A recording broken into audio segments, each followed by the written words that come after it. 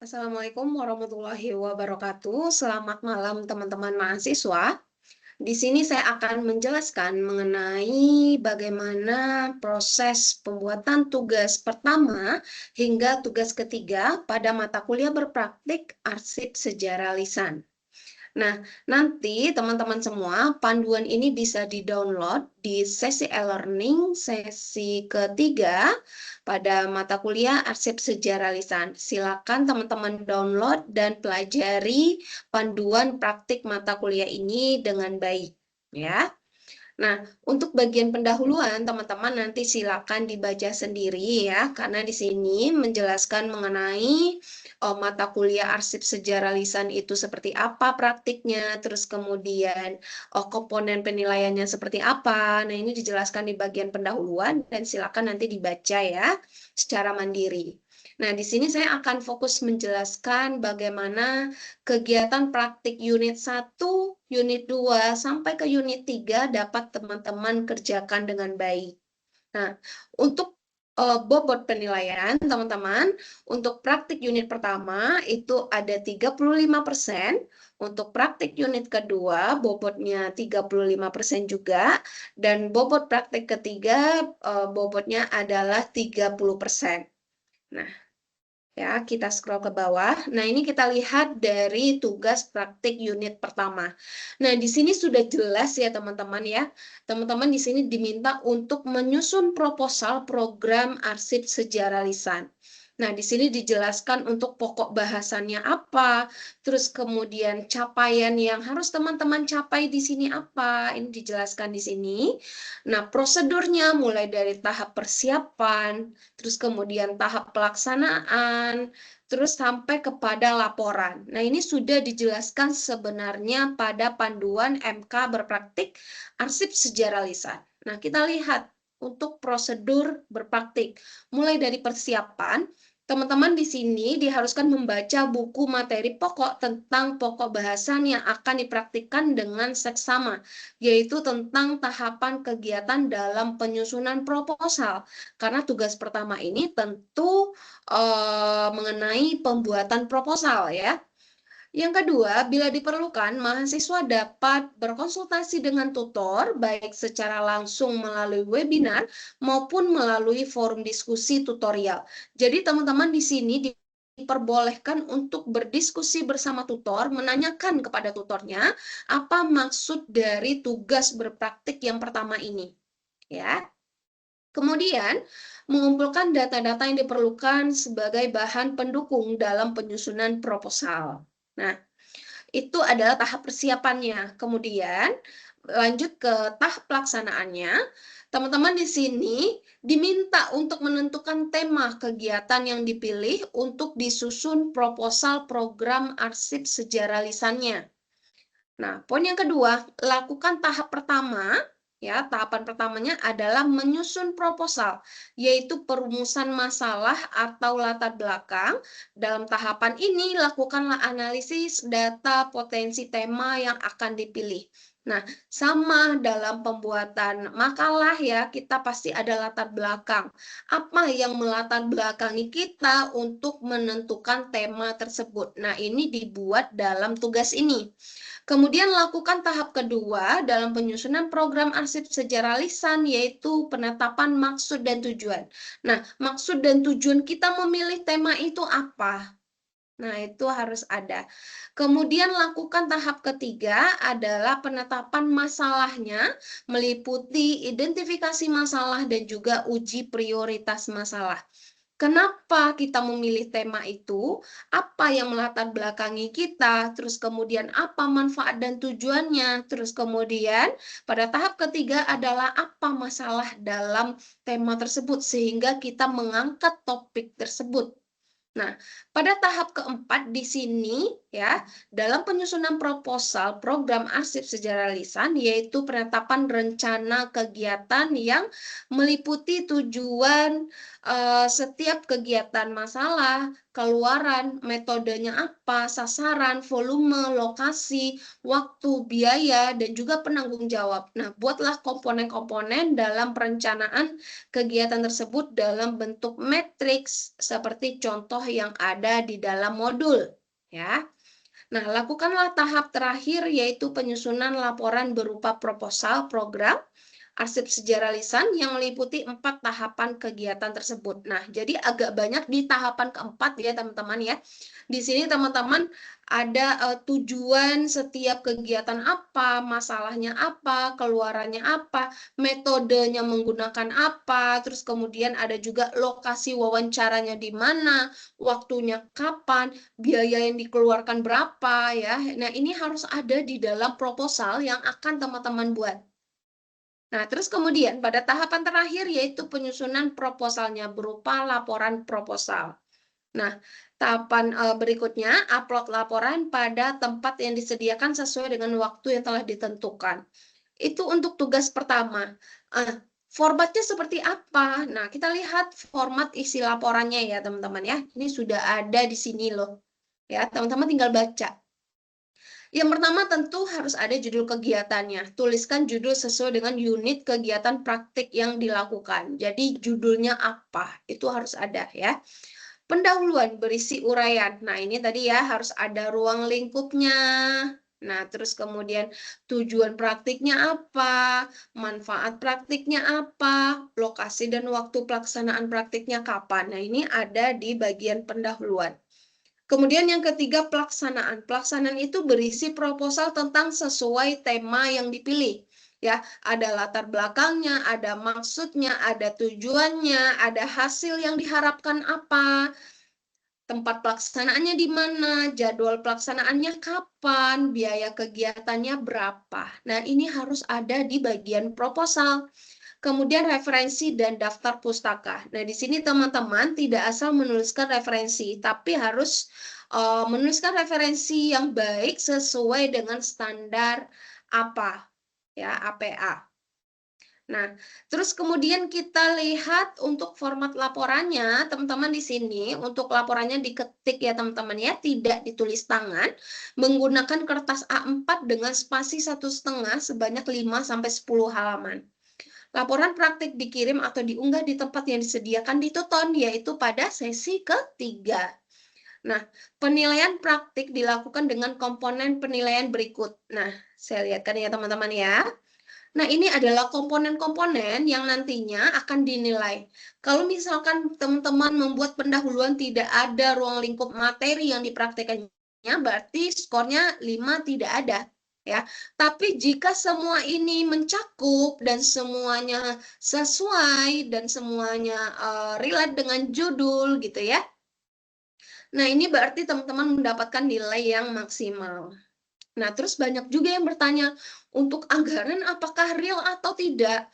Nah, ini teman-teman di sini teman-teman diminta untuk belajar. Jadi seolah-olah teman-teman itu membuat proposal dengan benar.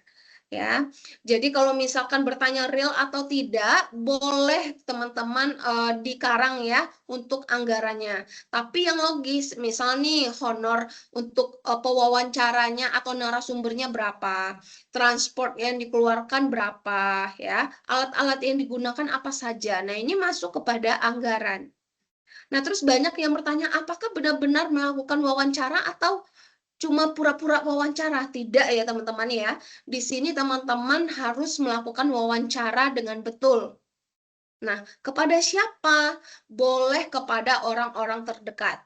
Baik keluarga, baik teman, baik saudara, baik tetangga, itu boleh. ya.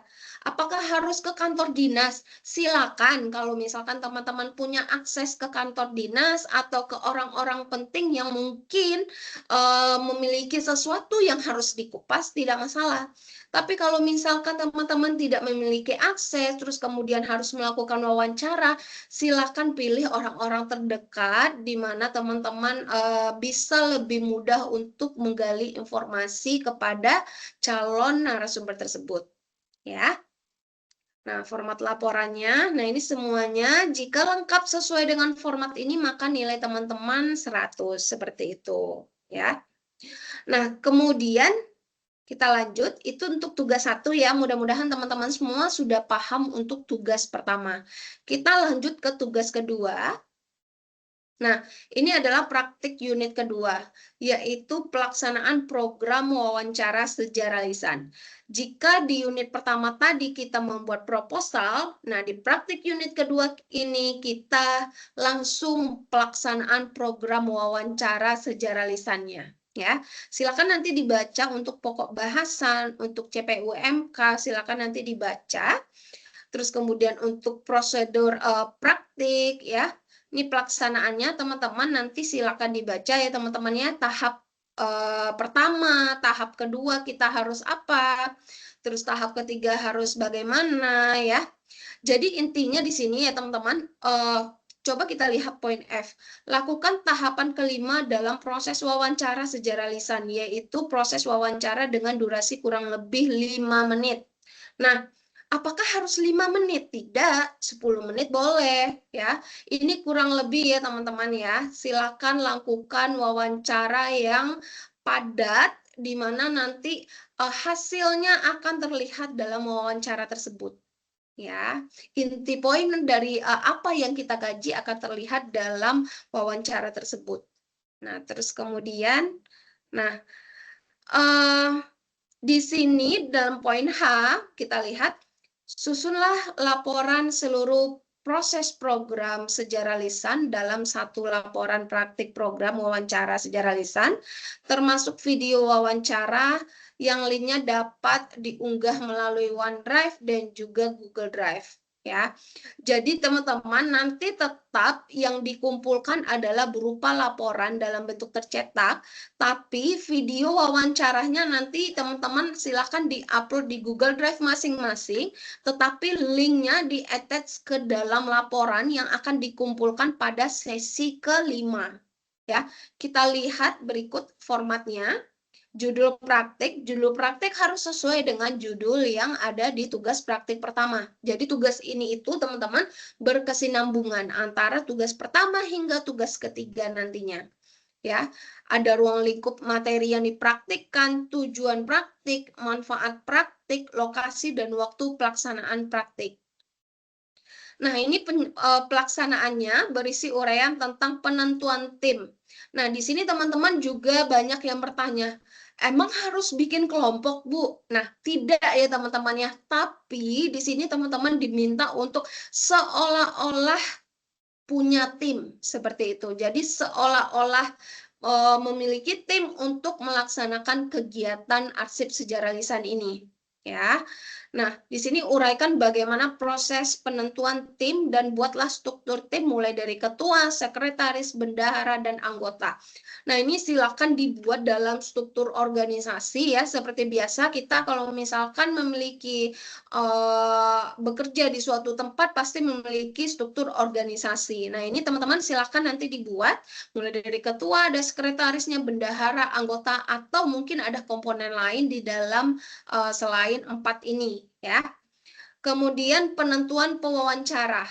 Nah, dan terwawancara. Uraikan proses bagaimana tim menentukan pewawancara, bagaimana cara teman-teman itu menentukan, oh si A ini adalah narasumber saya. Nah, itu ada alasannya. Silakan diutarakan kenapa si A ini bisa jadi narasumber atau orang yang akan teman-teman wawancarai ya. Menentukan tokoh pelaku. Nah, ini tadi ya. Terus kemudian juga harus ada alasannya ya teman-teman di sini kenapa harus memiliki tokoh tersebut, termasuk ingatan kesehatannya seperti apa, terus kemudian kemampuan menjelaskan peristiwanya seperti apa, terus wawancara dapat digunakan tokoh seperti orang tua, saudara, atau teman. Nah, ini yang saya sampaikan tadi teman-teman ya, tidak harus orang-orang pejabat atau kepala dinas, tidak harus ya teman-teman ya, tapi boleh orang tua, boleh saudara, ataupun boleh teman. Ya, melakukan komunikasi terwawancara, uraikan penjelasan bagaimana menghubungi tokoh pelaku yang akan diwawancara. Nah, ini nanti teman-teman bercerita di sini bagaimana proses teman-teman menghubunginya, apa misalkan teman-teman datang ke rumahnya, atau misalkan teman-teman memohon izinnya bagaimana, seperti apa gitu loh. Nah, ini diuraikan di bagian ini. Kemudian melakukan persiapan wawancara, uraikan bagaimana persiapan yang dilakukan dari penyiapan peralatan. Jadi diuraikan peralatannya apa saja ya yang digunakan untuk merekam wawancara hingga daftar pertanyaan. Jadi sebelum melakukan wawancara, teman-teman sudah harus memiliki draft pertanyaan yang akan teman-teman sampaikan nanti ketika melakukan wawancara ya. Terus kemudian melakukan proses wawancara, uraikan bagaimana proses wawancara berlangsung, kendala apa yang dihadapi selama proses wawancara. Nah, ini bisa dalam bentuk video wawancara. Nah, inilah nanti yang akan di-attach dalam laporan. Jadi videonya nanti teman-teman silakan di-upload di Google Drive masing-masing. Nanti linknya diakses publik ya, di-upload di dalam laporan filenya. Terus kemudian bagaimana cara teman-teman mengakhiri proses wawancara? Nah, ini juga akan terlihat ya, silakan diuraikan dengan kalimat nantinya, tapi nanti akan terlihat di video wawancara. Terus kemudian penutup bagaimana teman-teman mengakhiri sesi wawancaranya, terus kemudian ada hambatankah? Nah, ini nanti diceritakan dalam sebuah laporan ya. Nah, formatnya seperti ini ya teman-teman ya. Formatnya kita lihat dulu. Oke, formatnya hampir sama ya. Nah, ini di sini tetap A4 spasi 1,5, banyaknya 5-10 halaman ya. Persiapannya di sini, ini penilaian ya teman-teman ya, kita lihat lebih rinci. Nah, jadi dalam laporan teman-teman itu nanti ada berupa laporan seperti ini ya, pendahuluan. Ada ruang lingkup, ada tujuan praktik, ada manfaat praktik, ada lokasi dan waktu pelaksanaan praktik.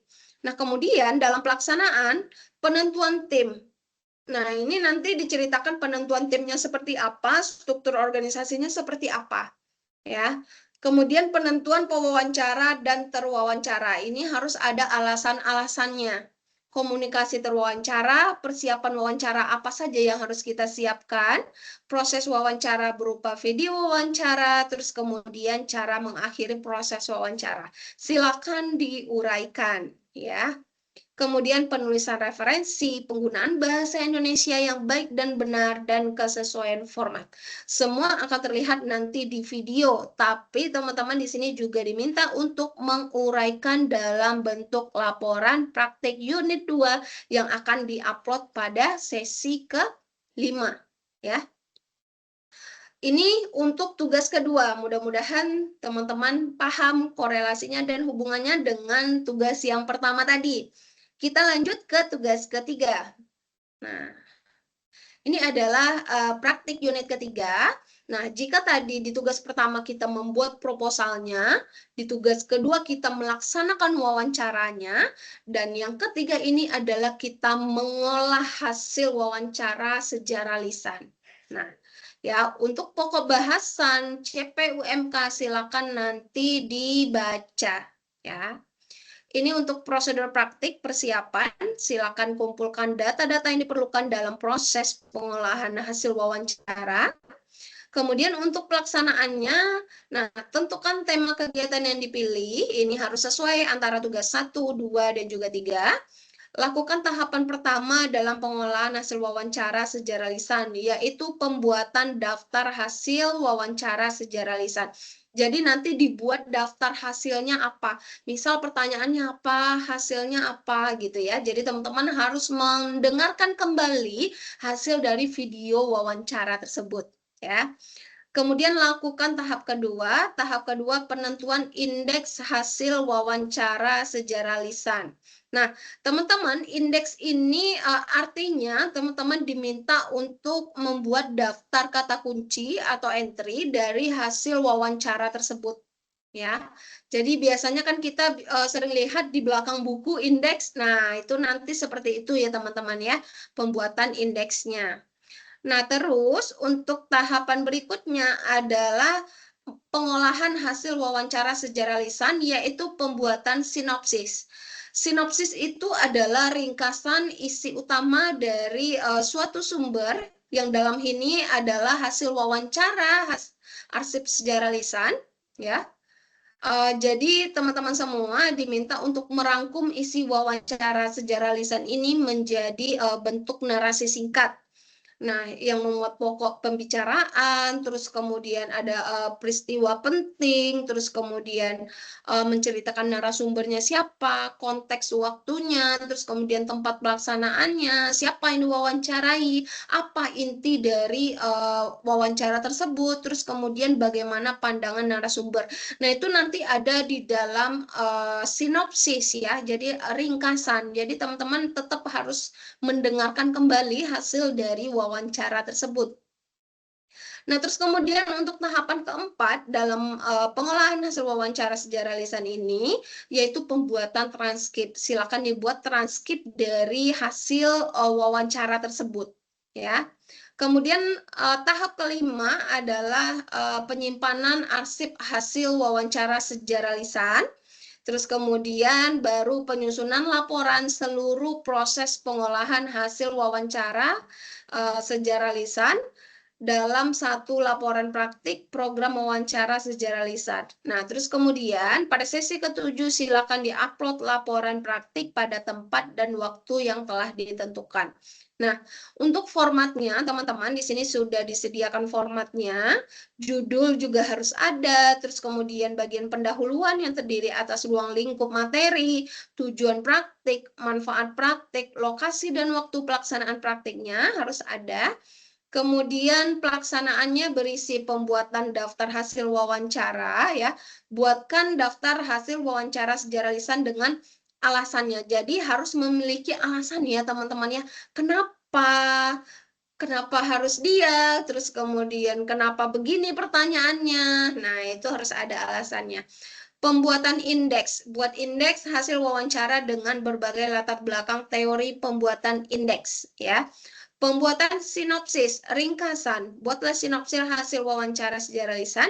Sebelum membuat sinopsis, Anda perlu mendengarkan ulang seluruh wawancara. Jadi harus didengarkan kembali ya teman-temannya agar tidak terjadi kesalahan.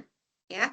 Terus kemudian pembuatan transkrip hasil wawancara. Di sini Anda diminta untuk memindahkan hasil wawancara yang direkam di alat perekam ke dalam format teks secara utuh agar hasil wawancara tetap otentik.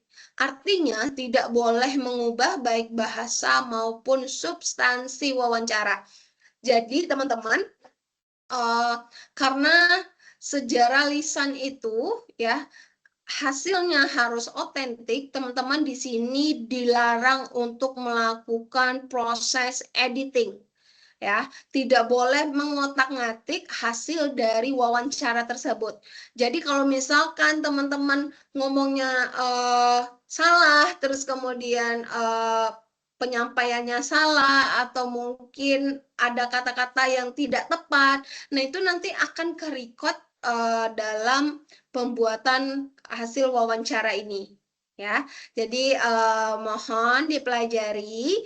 Mohon kalau misalkan teman-teman melakukan wawancara, silakan dibuat dulu konsepnya, tidak langsung melaksanakan tanpa ada konsep, karena nanti pasti apa yang disampaikan oleh mulut kita kadang tidak sesuai dengan konteks atau tidak sesuai dengan transkrip yang memang sudah kita susun di dalam otak kita ya. Jadi diharapkan teman-teman membuat konsep terlebih dahulu sebelum melakukan proses wawancara ya.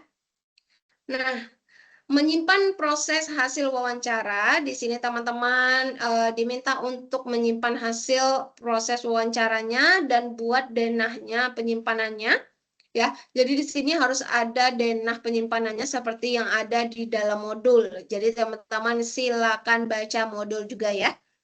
Untuk penutup, Anda dapat mengakhiri lampiran dengan penutup yang berupa ringkasan overview atas semua langkah dalam pengelolaan hasil wawancara secara lisan. Nah, terus kemudian yang terakhir adalah referensi daftar pustaka ya. Kalau kita lihat dari format laporannya, teman-teman. Nah, ini adalah format laporan praktik unit 3, di mana dalam pendahuluannya ini ada ruang lingkup, ada tujuan praktik, manfaat praktik, lokasi, dan waktu pelaksanaan praktik. Nah, ini sama ya, seperti tugas 1-2 juga harus ada bagian pendahuluan ini. Kemudian untuk pelaksanaan bisa pembuatan daftar hasil wawancara sejarah lisan, poin skornya 5, pembuatan indeks hasil wawancara sejarah lisan, itu poinnya 10, pembuatan sinopsis 10, pembuatan transkrip hasil wawancara sejarah lisan itu 25, penyimpanan hasil wawancara sejarah lisan 10, penutup 5. Nah, jadi kalau kita lihat poin di sini yang paling besar adalah pembuatan transkrip hasil wawancara sejarah lisan. Karena ini otentik ya teman-teman ya. Tidak boleh diedit sama sekali. Nah, teman-teman harus benar-benar hasil transkrip sesuai dengan apa yang diucapkan ketika kita melakukan wawancara. Nah, terus kemudian penulisan referensi, penggunaan bahasa Indonesia yang baik dan benar, dan juga kesesuaian format. Oke. Nah, ini juga ada contoh cover laporan praktik, silakan diperhatikan ya teman-teman ya. Laporan praktik, kalau misalkan laporan praktik unit pertama, silakan dihapus untuk 2 dan 3. Jika laporan yang kedua, silakan dihapus untuk 1 dan 3, dan begitu juga dengan tugas 3 ya. Kode mata kuliahnya FSAR berapa, nanti nama mata kuliahnya arsip sejarah lisan, terus kemudian nama kegiatannya praktik unit apa gitu ya. Terus kemudian nama mahasiswa, NIM. Oh, kalau ini nama kegiatan praktik itu nama yang ada di tugas ya. Misal yang pertama pembuatan proposal, yang kedua adalah pelaksanaan. Seperti itu ya teman-teman ya. Silakan dilihat nanti dalam e-learning. Terus kemudian nama mahasiswa, NIM, masa registrasi, UPBJJ-nya berasal dari UT daerah mana. Seperti itu. Ya, ini untuk covernya teman-teman. Ya, jadi setiap tugas nanti harus ada cover ini baru masuk ke dalam format tugas-tugas yang ada di sini ya, format penilaian laporannya. Format laporannya itu sesuai dengan ini ya teman-teman ya, harus runtun.